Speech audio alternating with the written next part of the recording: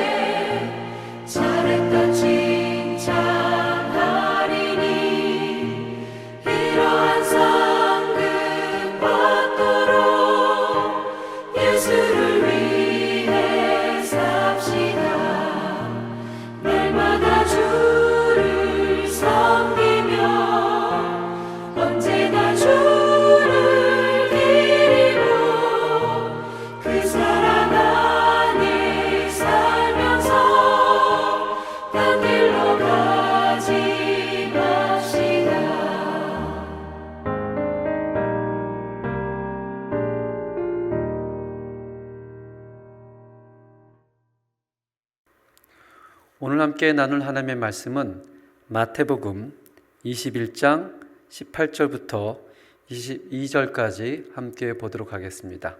신약성경 35페이지입니다. 함께 봉독하겠습니다. 이른 아침에 성으로 들어오실 때에 시장하신지라 길가에서 한 무화과 나무를 보시고 그리로 가사 잎사귀 앞에 아무것도 찾지 못하시고 나무에 이르시되 이제부터 영원토록 내가 열매를 맺지 못하리라 하시니 무화과 나무가 곧 마른지라. 제자들이 보고 이상히 여겨 이르되 무화과 나무가 어찌하여 곧 말랐나이까. 예수께서 대답하여 이르시되 내가 진실로 너희에게 이르노니 만일 너희가 믿음이 있고 의심하지 아니하면 이 무화과 나무에게 된 이런 일만 할 뿐 아니라 이 산더러 들려 바다에 던지라 하여도 될 것이요 너희가 기도할 때에 무엇이든지 믿고 구하는 것은 다 받으리라 하시니라. 아멘. 잠시 기도하겠습니다. 하나님 아버지, 오늘도 동일하게 우리 한 사람 한 사람을 하나님께서 불러주시고 주의 앞에 주의 말씀을 나눌 수 있도록 해주셔서 감사를 드립니다. 우리가 바쁘고 힘들고 지칠 때라도 언제나 하나님은 우리의 주님을 고백하며 예배를 드리는 경건한 삶을 살아갈 수 있도록 주께서 인도하여 주시옵소서. 예수님의 이름으로 기도합니다. 아멘. 제가 칠레에 온 지 얼마 되지 않아 어느 성도님께서 이 칠레 무화과를 저에게 가져다 주셨습니다. 사실 아르헨티나에서는 무화과를 잘 먹지 않는 과일입니다. 무화과가 굉장히 물러서 이렇게 손으로 먹으면 먹는 것 반, 손에 묻는 것 반. 거기다가 이 과일의 당도도 단 것도 아니고 안 단 것도 아닌 정말 애매모호한 밋밋한 과일이기 때문에 아르헨티나에서 처음 무화과는 어떤 맛일까라고 한번 사본 적은 있지만 그 이후에 무화과를 돈 주고 산 적은 없습니다. 그렇기 때문에 무화과를 그 성도님께서 가져왔을 때 별다른 기대가 없었습니다. 아, 무화과구나. 그리고 집에 와서 무화과를 잡는 순간 깜짝 놀랐습니다. 첫 번째는 그 과일이 단단해서 놀랐습니다. 제가 아는 무화과는 물렁물렁한 무화과만 봤거든요. 그리고 맛을 보는데 너무 달아서 놀랐습니다. 눈을 감고 먹으면 마치 한국의 곶감을 먹는 것 같은, 새삼 무화과가 이렇게 맛있는 거구나라는 것을 칠레에 와서 처음 경험하게 되었습니다. 그때부터 성경에 무화과가 나오면 그 당시 사람들이 이 사막기 위해서 무화과가 얼마나 귀하고 맛있고 맛있게 먹었을까를 인식하게 되었습니다. 무화과가 관련된 가장 인상적이고 흥미있는 말씀은 오늘 본문 말씀입니다. 마태복음 21장 그리고 마가복음 11장에 나와 있습니다. 오늘 이 두 본문을 좀 비교해 가면서 함께 은혜를 나누려고 합니다.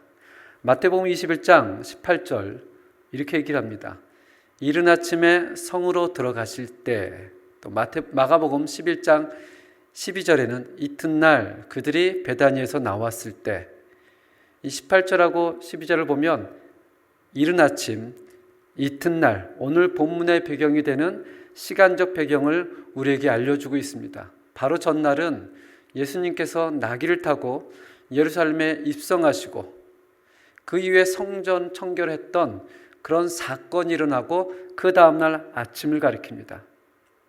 이제 며칠 후면 유월절 어린 양으로 십자가에 죽으셔야 되는데 그 전에 무화과를 저주하신 이 사건은 우리들 대부분은 다 아는 굉장히 친숙한 그런 이야기입니다. 예수님께서 왜 무화과를 저주하셨을까? 라고 질문한다면 우리들은 빠르게 이렇게 대답을 합니다. 그것은 열매를 맺지 못해서야. 근데 이 말이 맞는 것 같는데도 약간은 좀 이상합니다. 왜냐하면 오늘 본문하고 평행이 되는 마가복음 11장 13절 함께 보시기 바랍니다.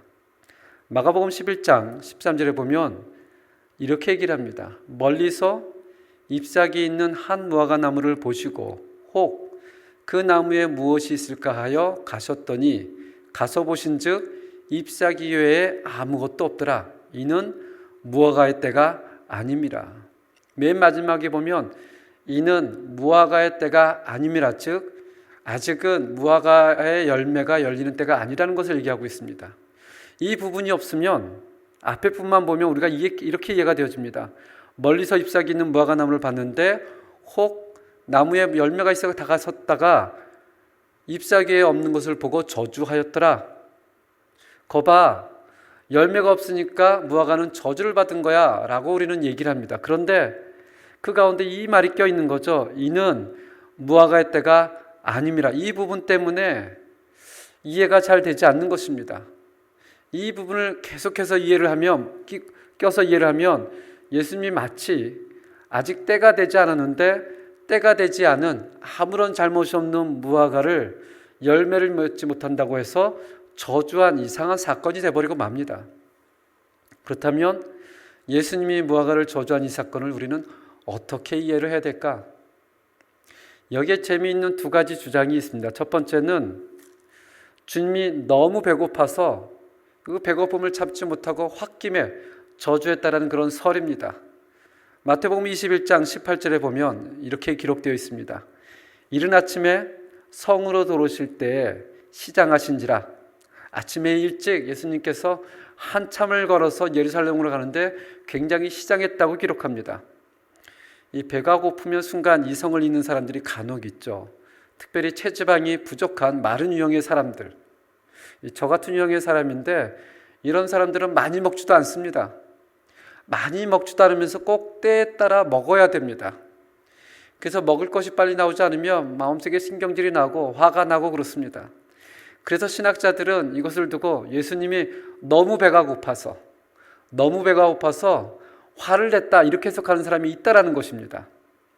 두 번째로는 십자가의 죽음을 앞두고 예수님께서 그 과한 스트레스로 인해 순간적인 이성을 잃었다는 것입니다. 주일에 나귀를 타고 백성들의 환호를 받으며 예루살렘에 입성하시던 그 주님께서 그 다음 날인 월요일에 무화과 저주 사건이 있었습니다. 그리고 목요일에는 최후의 만찬 사건이 있고 금요일에는 십자가에 돌아가셨습니다. 시간적인 것을 따지고 보면 약 5일 정도 남은 그 시간에 자기가 십자가에 돌아가실 걸 정확히 알기 때문에 과도한 스트레스, 공포, 그게 짓눌려서 이성을 잃었다는 것입니다. 말도 안 되는 것 같죠? 근데 이것을 주장한 사람이 누군지 아세요? 아마 들으면 깜짝 놀랄 겁니다.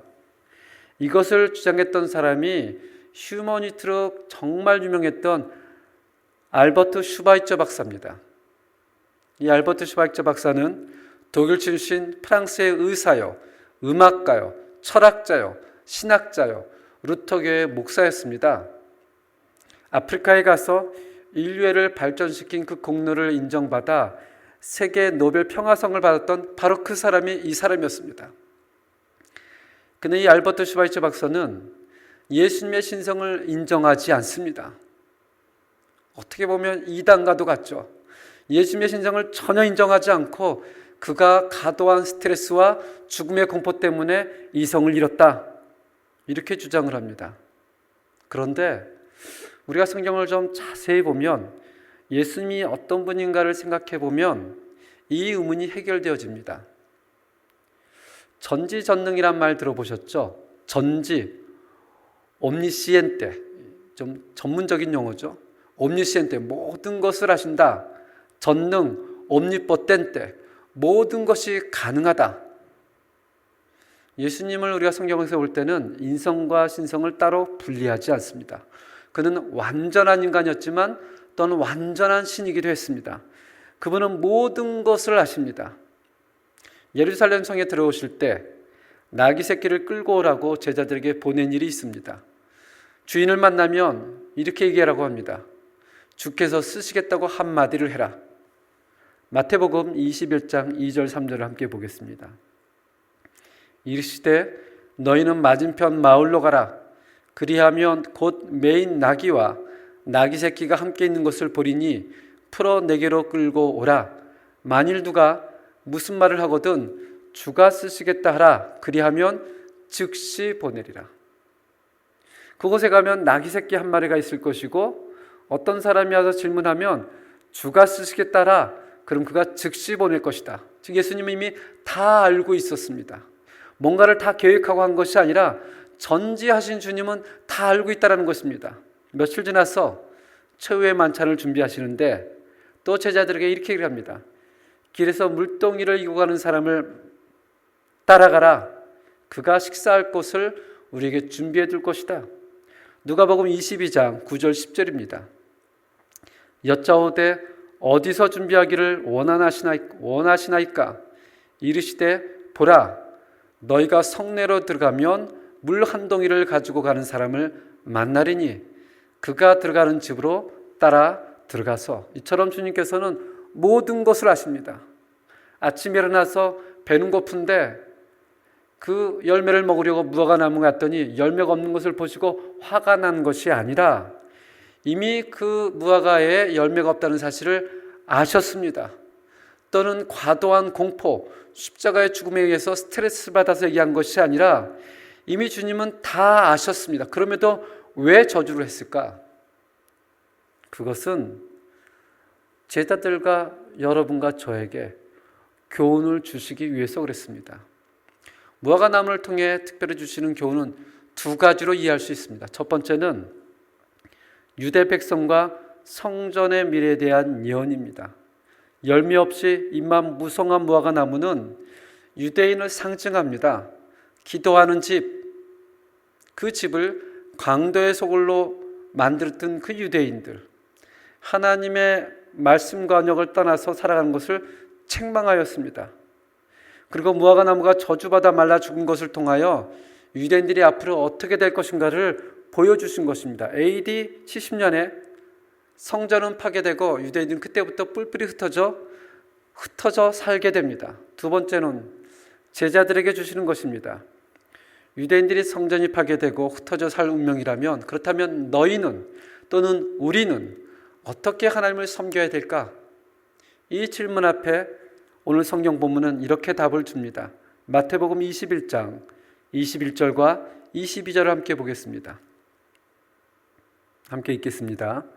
예수께서 대답하여 이르시되 내가 진실로 너희에게 이르노니 만일 너희가 믿음이 있고 의심하지 아니하면 이 무화과 나무에게 된 이런 일만 할 뿐 아니라 이 산더러 들려 바다에 던져지라 하여도 될 것이요 너희가 기도할 때 무엇이든지 믿고 구하는 것은 다 받으리라 하시니라.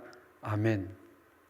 주님께서 무화과 나무와 같이 저주받은 운명을 맞이하지 않으려면 무엇이 필요하다고요?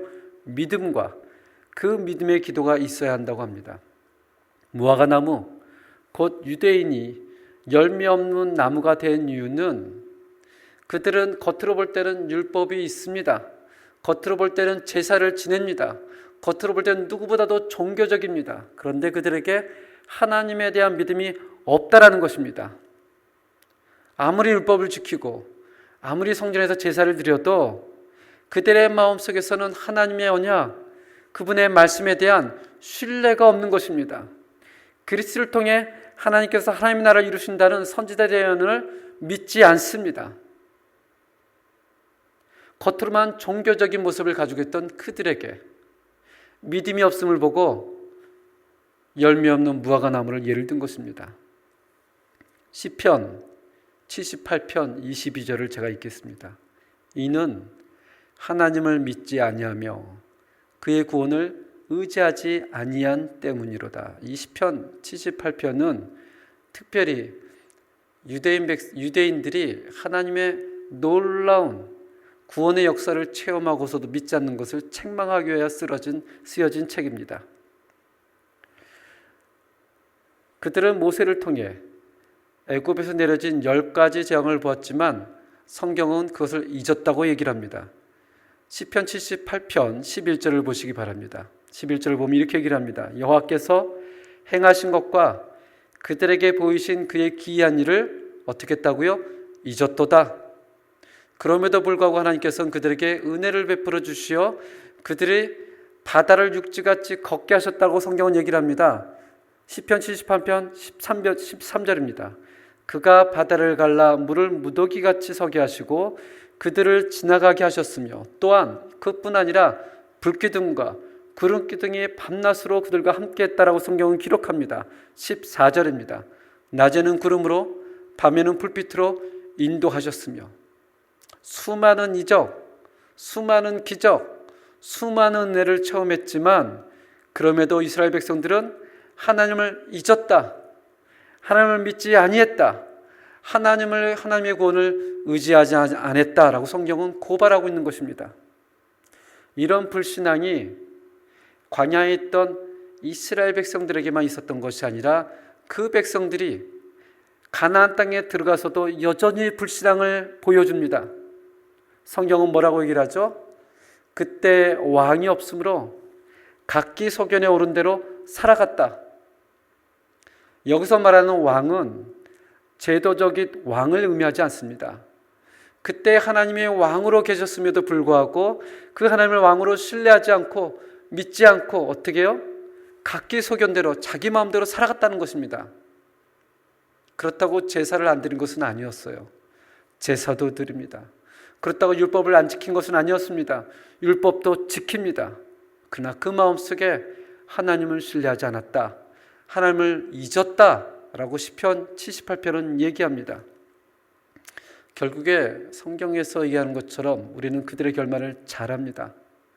아수르와 바벨론에 의해 포로가 되어 흩어지게 되었습니다. 하지만 모두가 믿음을 상실한 것은 아니었습니다. 나사렛의 여인 마리아는 천사 가브리엘을 통해 예수의 수태고지를 듣고 다음과 같이 신앙을 고백합니다. 누가복음 1장 38절입니다. 마리아가 이르되 주의 여종이오니 말씀대로 내게 이루어지이다. 우리가 언뜻 볼 때는 그냥 단순한 믿음의 고백인 것 같죠? 이것은 죽으면 죽으리다라는 말씀입니다. 그 당시에 처녀가 임신했다는 것은 이 사실을 아는 사람은 누구든지 돌을 들어서 그 여자를 죽일 수가 있었습니다. 그것을 알매도 불구하고 마리아는 고백하는 거죠. E aquí la sierva del Señor, hágase conmigo conforme a tu palabra. 주님, 제가 죽겠습니다. 저는 주님의 노예입니다. 주의 말씀대로 하시옵소서.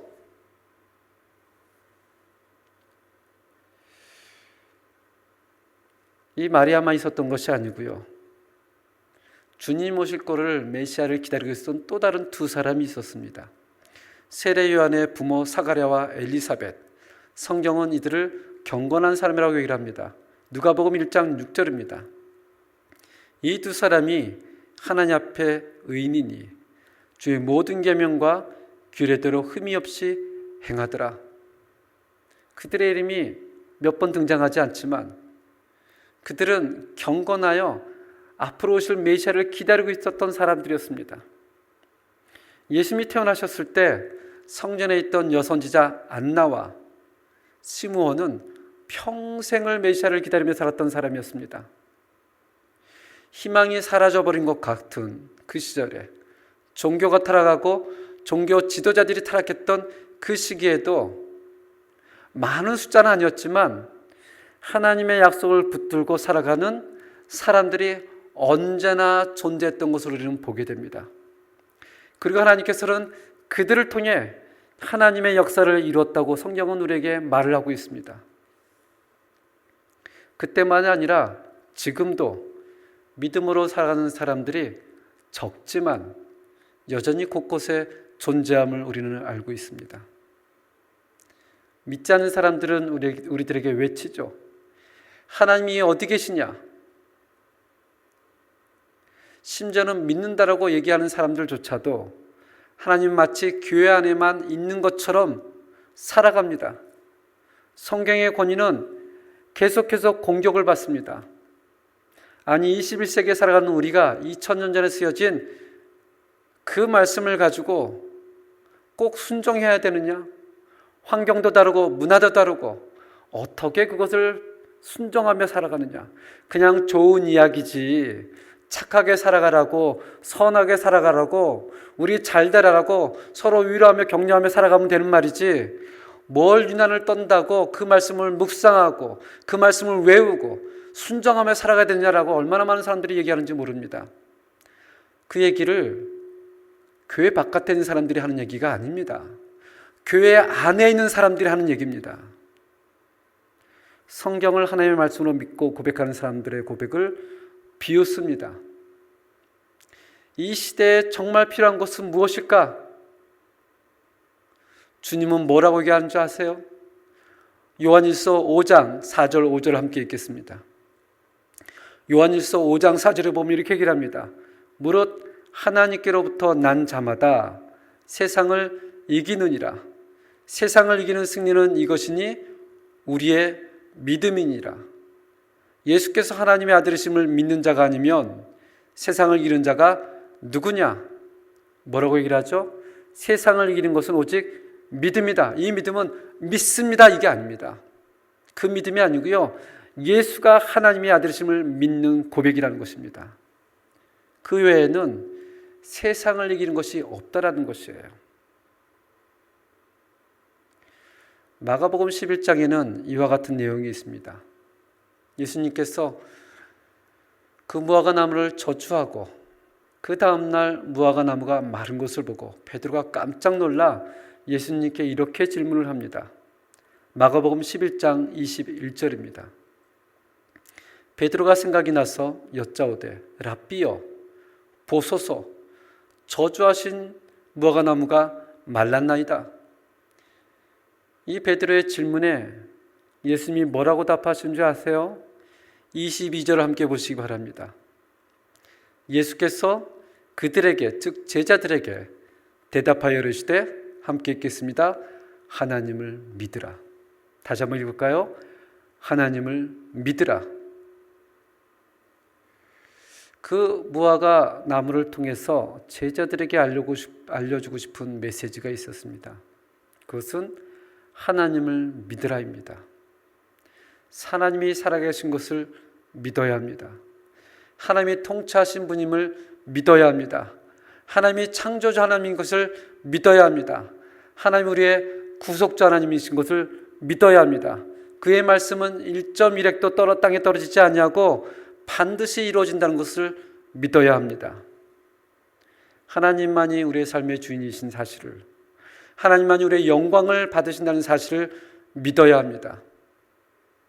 이 사실을 믿으세요? 무화과나무를 통하여 주께서 말씀하고 싶어 하신 것은 바로 그 믿음이었습니다. 하나님을 믿어라. 하나님을 믿어라. 그런데 우리는 하나님을 믿기보다 우리 자신을 믿습니다. 사람은 경험한 만큼 세상을 바라본다는 말이 있습니다. 자신의 경험에 한정되어서 세상을 바라봅니다. 자신의 경험으로 하나님을 해석합니다. 자신의 철학으로 하나님을 이해합니다. 자신의 가치관으로 주의 공동체를 판단합니다. 하나님의 은혜를 체험하지 못한 사람은, 하나님께 그 영광을 받아들이지 못한 사람은 절대 하나님을 이해할 수 없습니다. 모든 것을 자기의 경험 안에서 하나님을 판단하고 이해하고 이야기합니다. 정말 하나님의 말씀을 믿고 순종하고 하나님 앞에 엎드리는 여러분과 제가 되길 바랍니다. 이것을 경험하지 못하면요, 우리는 마지막까지 우리가 가지고 있는 지식, 행동, 노력을 더 가치 있게 생각하며 그것으로 하나님을 바라보려고 할 것입니다. 그것이 우리의 제약된 모습이기도 합니다. 정말 하나님을 믿으시기 바랍니다. 은혜를 달라고 하나님 앞에 엎드려서 하나님의 말씀을 믿게 해달라고 간구하며 하나님 앞에 살아가는 여러분과 제가 되기를 주님의 이름으로 축원합니다. 이 시간에 함께 통성으로 기도하겠습니다. 첫째는 하나님, 종교인이 아니라 하나님을 믿는 성도로서 살아갈 수 있기를 기도합니다. 두 번째는 이번 주 재직회가 있습니다. 정말 은혜 가운데 이 재직회가 잘 진행되어지기를, 이 두 가지를 놓고 함께 하나님 앞에 통성으로 기도하겠습니다.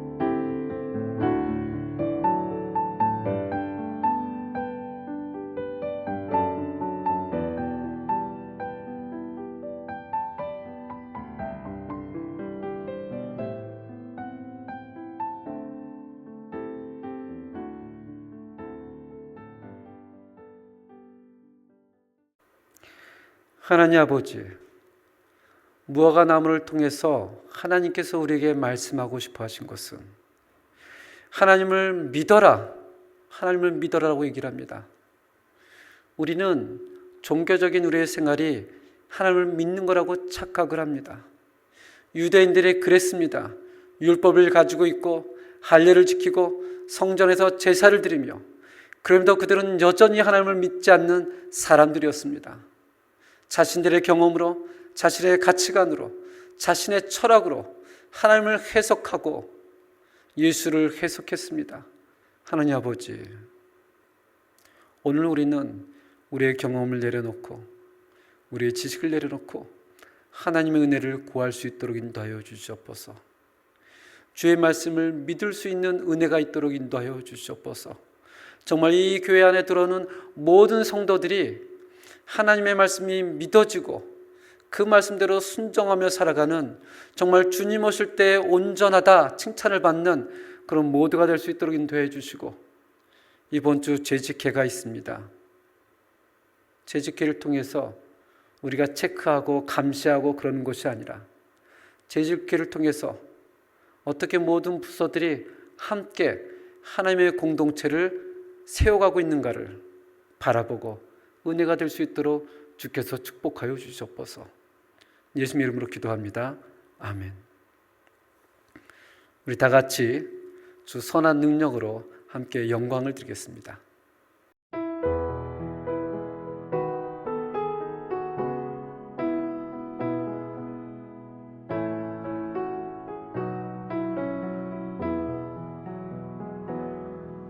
주 선한 능력으로 안으시네.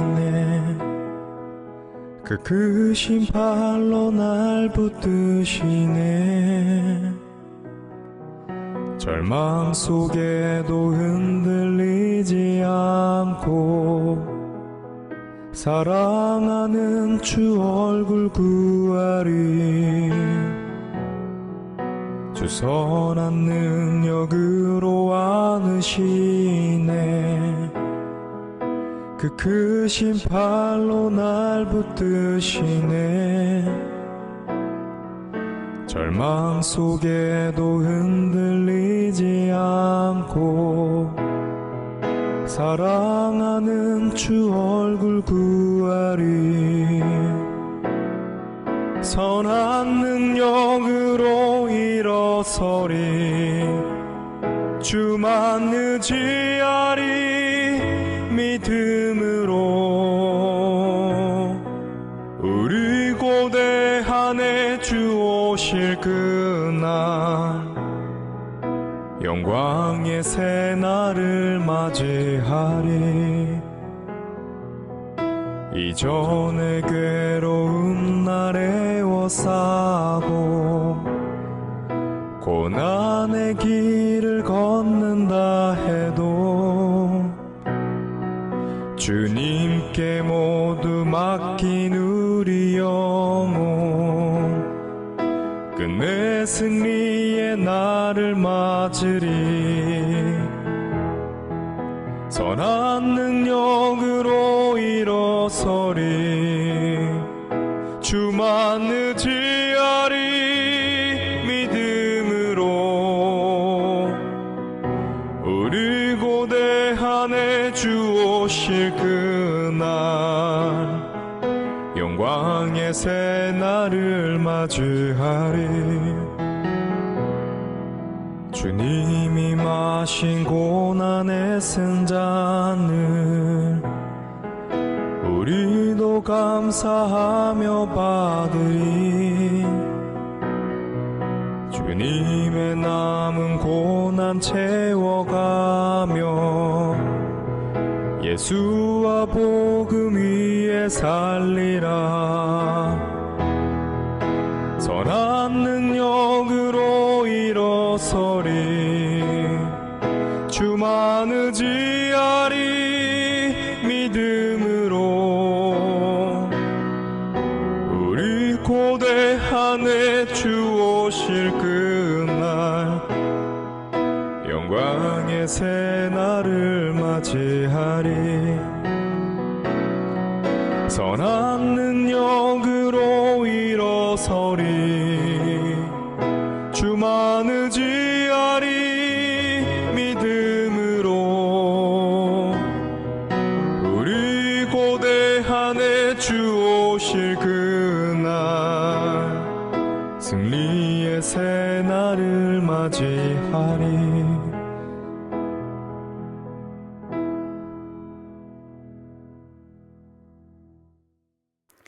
기도하겠습니다. 지금은 우리 주 예수 그리스도의 은혜와 하나님의 놀라우신 사랑과 성령의 교통하심이, 하나님을 믿어라 그 말씀을 매일매일 하나님 앞에 드리며 살아가는 모든 성도들에게 지금부터 영원까지 함께할지어다. 아멘.